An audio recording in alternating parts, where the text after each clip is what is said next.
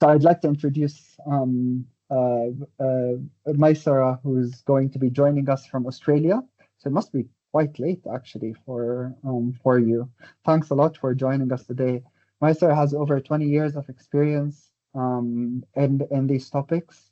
He's going to be sharing a lot of his experience with us today. He's covered a lot of things. He's been throughout the journey of BIM. He's implemented on complex infrastructure projects, buildings, rail projects across the stages, from feasibility to commissioning. He's a recognized leader in digital transformation and has been implementing BIM in many of his projects. He's also had a lot of experience in integrating data science with digital engineering to drive better decisions. Today, he'll be talking about predictive analytics, machine learning, real-time data, and he'll be exploring that with us. So I really look forward to hear from him and how integrating data science with digital engineering, how do we redefine the future of them? Thank you so much for joining us, Maisara. Thanks, Mo, for the introduction. I actually realized that I forgot to add a slide about me at the beginning, so it was very good to introduce me as I forgot to add this to the presentation. And it's really very hard to present after your amazing presentation about data and about motor, which is very nice one, and I really like it. I enjoyed. So today I'm going to talk about the connection and the intersection between data science and BIM. And if I start with asking, like, everyone here, it's like question everyone asking, like, do we really like producing too much data in construction more than what we need? Like, should we slow down and only capture what's required for us, or should we keep collecting as much data as we can to get better and managing them in a much better way? And it's a fair question, fair debate. And I'll tell you what I used to hear a lot, like from everyone I worked with in the last like 10 or 15 years. They keep always saying like, BIM is great, but it needs too much data, need too much information and effort, and we never use half of all of this information.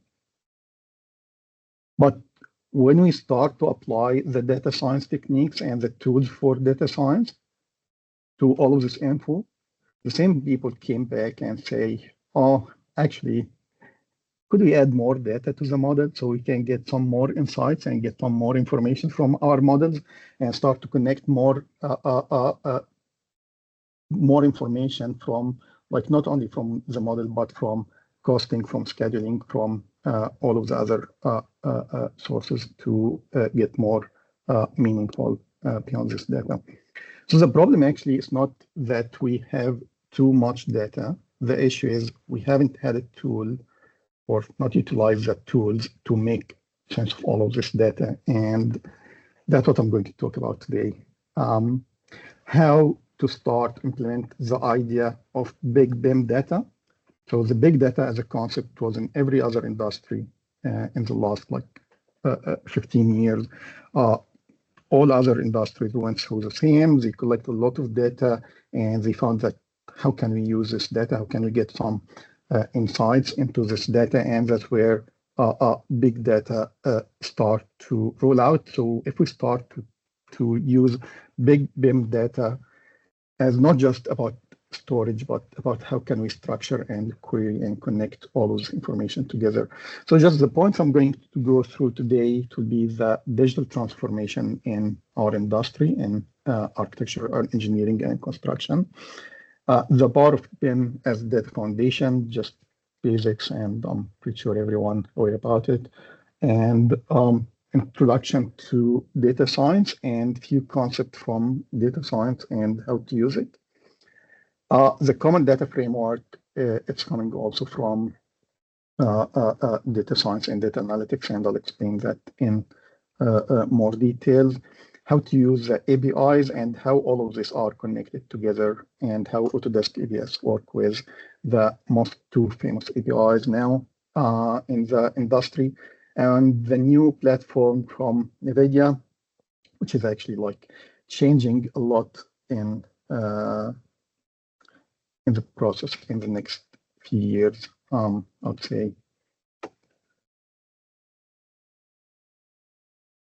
Okay, so starting with BIM and the digital transformation in architecture and engineering and construction industry. I'd say like construction today is not how it used to be like a few years ago. So now we are dealing more with too many different things, with models, with IoT, sensors, site cameras, reports, applications, and too many different sources of data. So it's not just bricks and concrete anymore. There is a lot of data coming at the back end of the construction industry. And BIM, as in one side, bring all of this view of the building, not just how it looks, but what it's made of, and how can we put all together, and how it perform.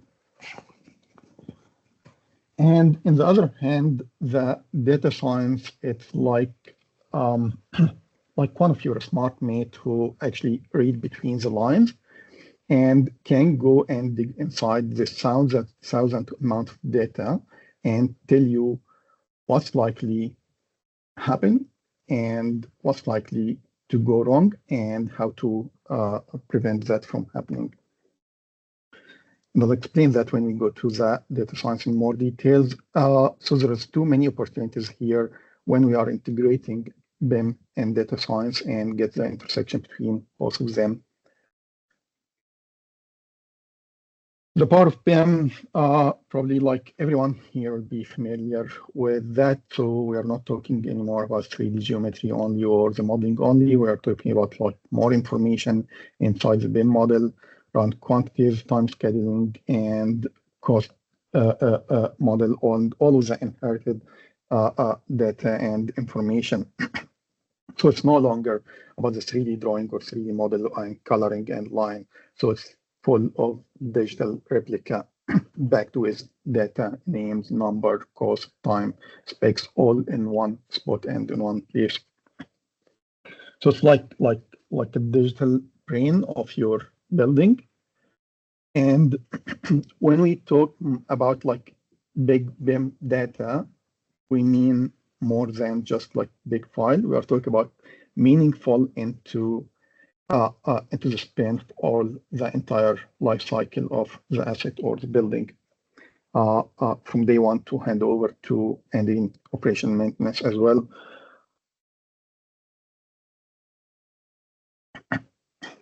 Okay, so let's go to data science. So the data science is actually making sense of data and going and digging into data and finding a lot of meaning inside the data. There are key techniques to deliver and to do that. Machine learning, on top of that, like how to train your data to get some information from your data, how to visualize the data as a data visualization, data mining and go inside the data and run analytics, visualize the data at the end for the decision makers and for the users of the tool or the platform you are developing. So in the short term, I would say like BIM, it's giving us the structure or the framework, and the data science giving us insights into that. And when we go to APIs and the platforms, we'll figure out how this are giving us like the connection between them and how the platform bring all of that to the life. So the basic process in data science and you probably hear that a lot, the ETL process, the extract data from the data source.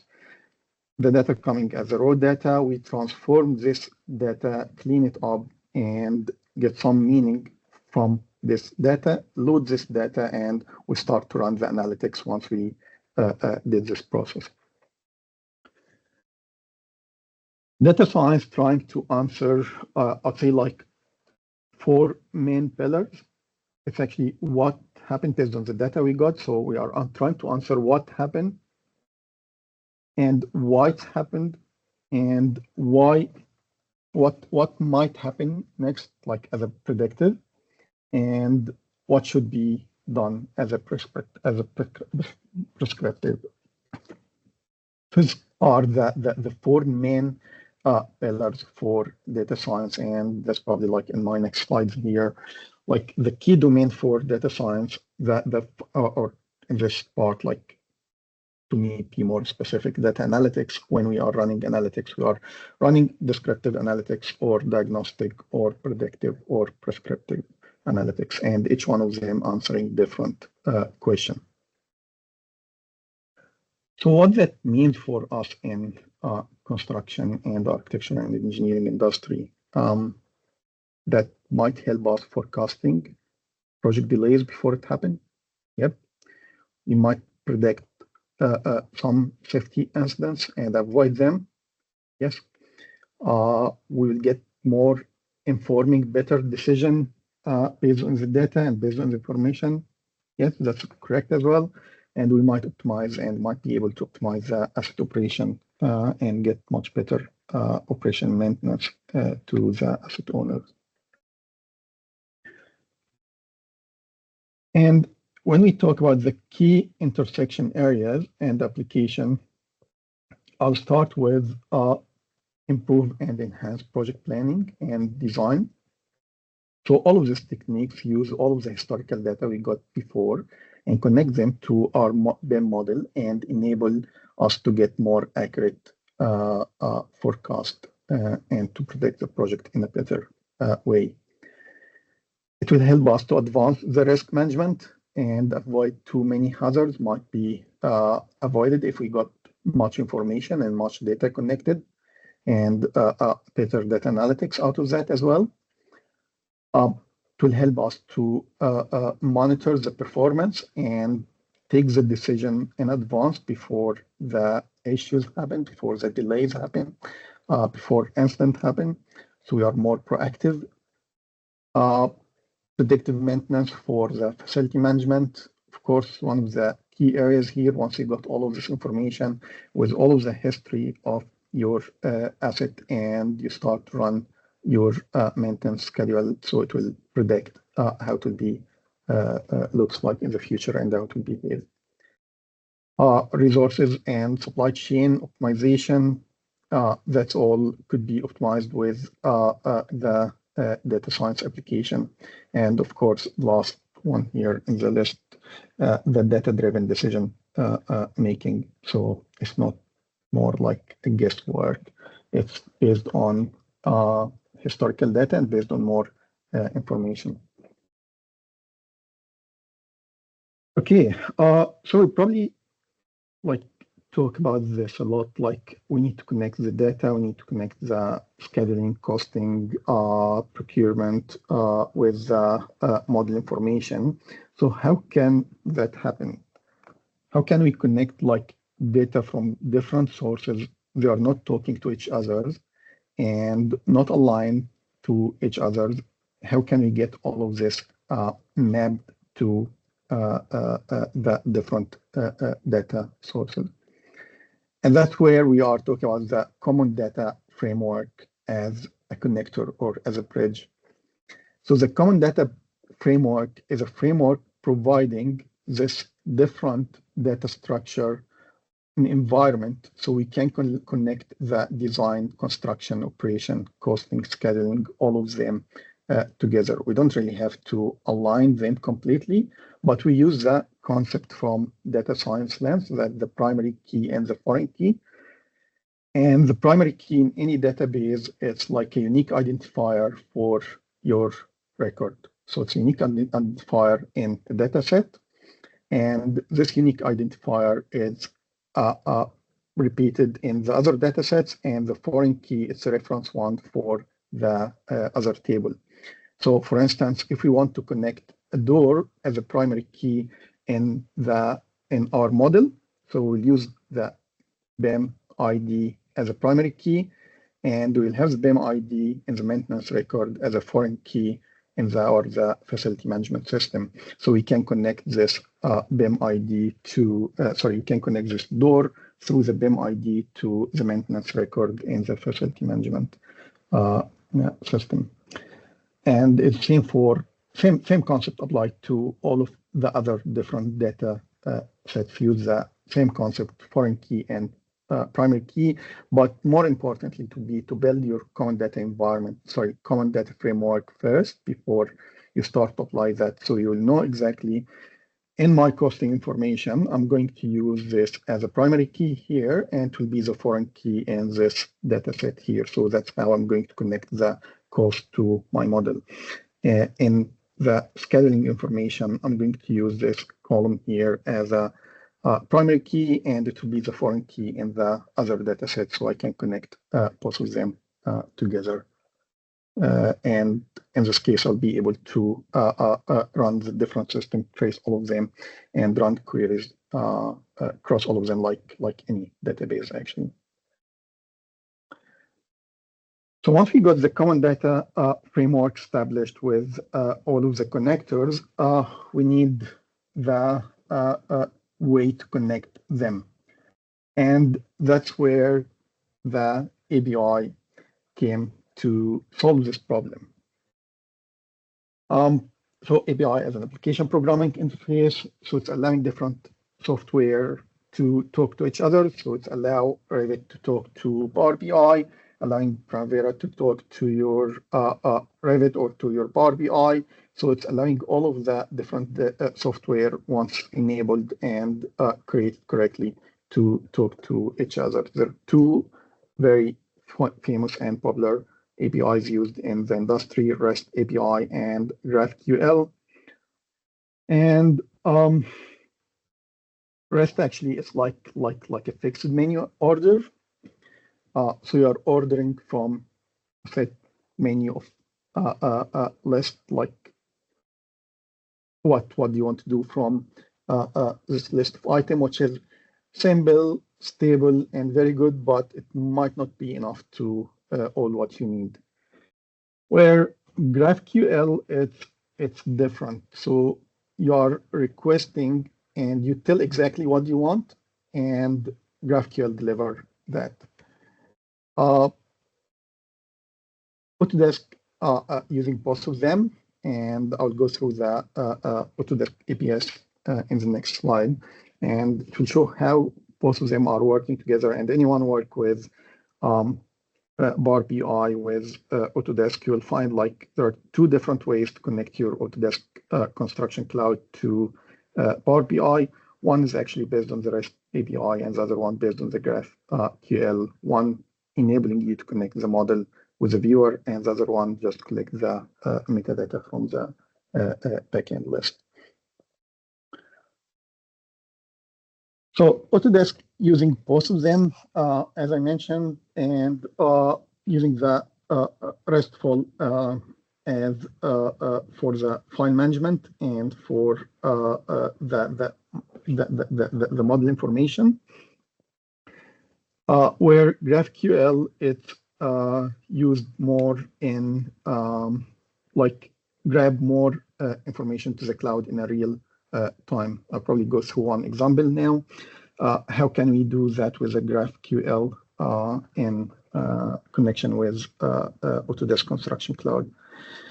So they use basically REST for heavy lifting, for all of the big amount of information, file upload, issue tracking, version control. All of this, you'll find all of that in one connection to Autodesk Construction Cloud, where GraphQL when you need like more precise information and more precise data.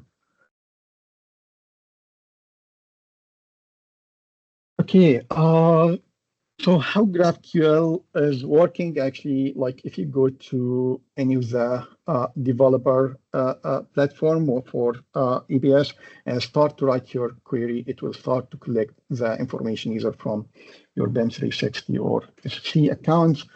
So the first code here, it will just list all the project in HHub and go to the root folder and put the document and file from the root, and that could include the file name types and when it's last modified and so on. You might have different queries, different scripts to get what you need. So it's completely open, but with different ways to use each one of them. And the data flow here, either from REST or from GraphQL. So if anyone uses that data, the new data exchange from Autodesk, we got different ones. Some of them still beta version. They published new one for IC file probably like a week or 10 days ago. And that's all based on the GraphQL API. Each one get different link, different connection. To connect them, there are two steps. Option one, to connect the Power BI query directly to your Autodesk Construction Cloud, and that would be a direct connection through the connector, which might be easier and quite like powerful for everyone to start use it. The second option, to connect through Azure function or Power Automate, which is very good when you start to handling and loading more and much amount of data, and you want to get the insights into this data, so you can go through Azure, and you can build also your machine learning application on top of Azure there. So you don't really going to present in Power BI only. You are running different machine learning and start to use different AI application as well on top of the Azure platform and Azure function. Once you got the data model in your Power BI, you'll start to define the relationship, and that's where you'll start to play with your primary key and foreign key to connect the data sets together. And you start to create and build your dashboards for data visualization, which is the last step in the process to visualize your data to your team. So this one example here is actually live connected to Autodesk Construction Cloud to one of the model. So you're actually running here. Sorry, that's this one. It's not zooming in. So you're getting your model live to your Power BI dashboard, and if you get this connected to your web folder, to your work in progress folder, so whenever this file is updated, all the information in your dashboard will be updated at the same time. Your team, and you can do different filters based on what you need to see exactly. I'm here looking for like different filters for the different category to find the exact quantity. So if I'm going to wall, it will giving me like the total volume of the walls. If I'm going to structure framing, so it's filtering out the structure framing, you need the quantity for that. Structure foundation, structure connection is the same. It's very dynamic, very helpful, and again, it's directly connected to your Autodesk Construction Cloud, so there's no need to repeat the work again and again, just like connected to your live model. So you can get the element type, you can get the volume, you can get the area if you need, and of course you can get too many more information from the model when it's exported to your Power BI or to any business intelligence platform like Tableau or any other tool you might use. Okay, NVIDIA, if anyone used NVIDIA, it's amazing. It's incredible. The way it works, it's promising. USD files might be compatible to IFC in the future, might not. Still, the data mapping an issue there. But the way it's organized and structured, the workflow and the process from end to end, it's incredible. It's designed with a vision from the beginning, how we are going to digitalize the construction industry, or the architecture, engineering, and construction industry in general, all of them. So it's connecting any different type files to NVIDIA Omniverse, and AI and simulation 4D and 5D. It's actually built in top of the platform. It's a complete end-to-end process. If I go to the end-to-end process here and the component of Omniverse and how it's work. So we got the nucleus here as the core, and that's where all the store and collaboration of the USD files happen. In the middle, different connectors, like a plugins for different files.